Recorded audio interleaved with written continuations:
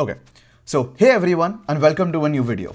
And in this video, I'm going to be showing you how you can use an agent and the 6 building blocks that we have along with it. To be honest, there are just 5 building blocks because tool use is just one thing, right? But by the end of this video, you will know what are the building blocks and what is the infrastructure around setting up a single agent and how you can use it to your advantage.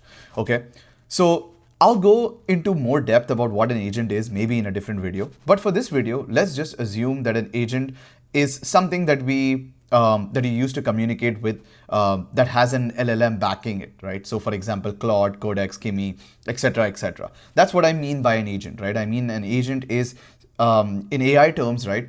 Something that you can use to interface with an LLM model, right? For the definitions of this video, let's just assume that as the base definition and then move forward. Okay, so let's say you have this agent set up, you have a chat interface that you can use to interface with the LLM in the background, right? Let's get started. So the first thing that you do when you set up an agent like this is set up the phrase like, hey, what is the capital of France, right? That's the input that you send, right? Now, when you send an input like this to an agent, right? This is the input, or I think I set up the arrow wrong. It's from here to here, right? So basically, as soon as the input goes to the agent, right? The first thing that happens, right? The first thing that happens is the agent sends it to the LLM that's in the background, right? The LLM gets the answer back, etc., etc. That's the basic loop. But when we're talking about an agent which has different sets of capabilities that you needed to browse the web or you needed to do something that it doesn't have the capability yet, you need to have certain building blocks in place, right? The first building blocks that you need to have in place is context, right? Which is extremely important, right? When you ask the capital of France, you might have certain set of contexts that you have already predefined, right? This could be in terms of folders. It could be in terms of it could be maps, etc., etc. So you could have maps, you could have text folders regarding where you live, you could have images or anything of that sort, etc., right?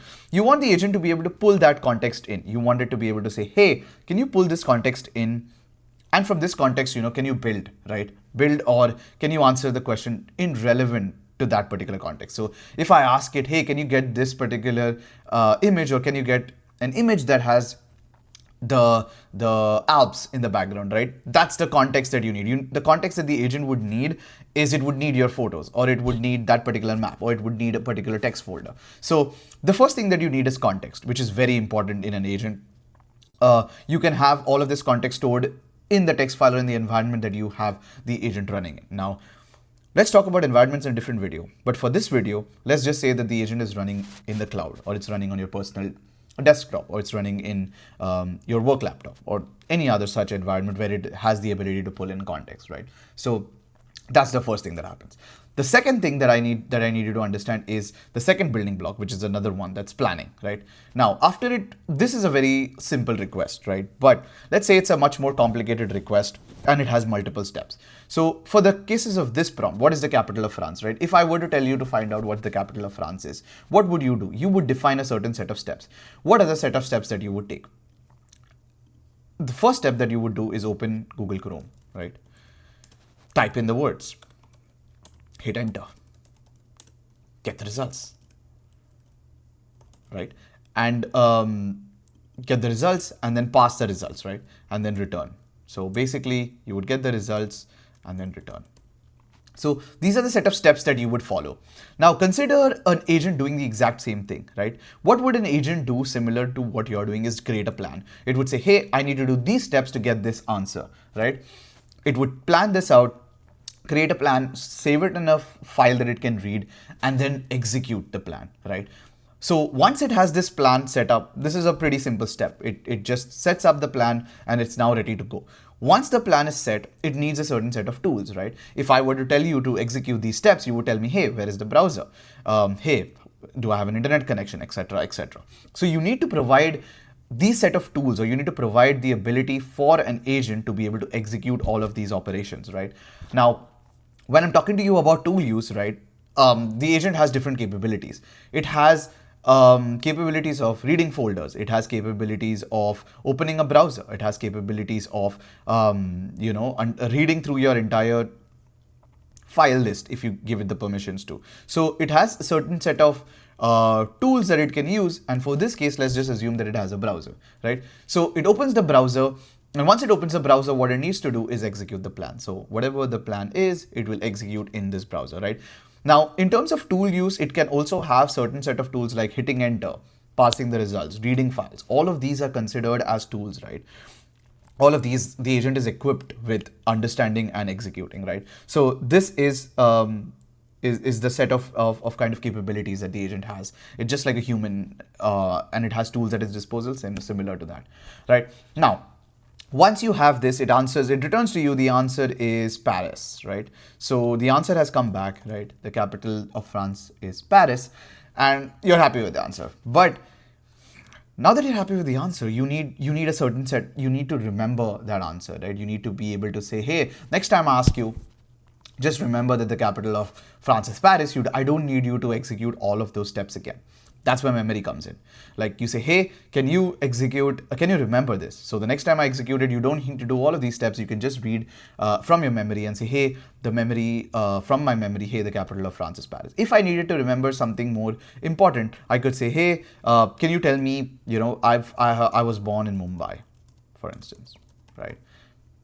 I need to remember that. Cool. The agent says, okay, I can remember this. I'll put it in my memory. So that's pretty simple stuff. You don't need to, there's no rocket science behind it. It just remembers what you tell it.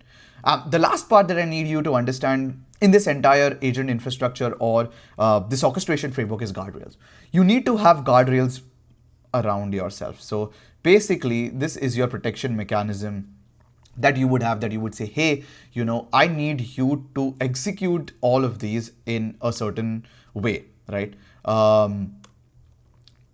So guardrails, right? You wouldn't want the agent to go off of Amazon.com, right?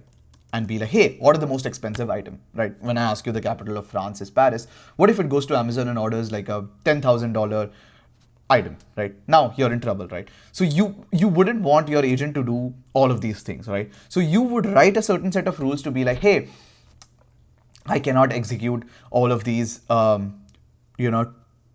items, right? I shouldn't be able to, rather. So you would say, hey, don't go to Amazon.com. Don't go to eBay. Don't order stuff. Anything. Cool. These are the set of rules, right? So you need to have these guardrails set up for your agent to execute and kind of execute your request end to end in the proper infrastructure framework. So what I've explained to you in this video is basically how can you use an agent with all of these capabilities to execute tasks, right? To be able to set up an infrastructure that you can use to execute tasks or execute large scale tasks, right? Cool. So that's the end of this video, and I'll see you in a different video.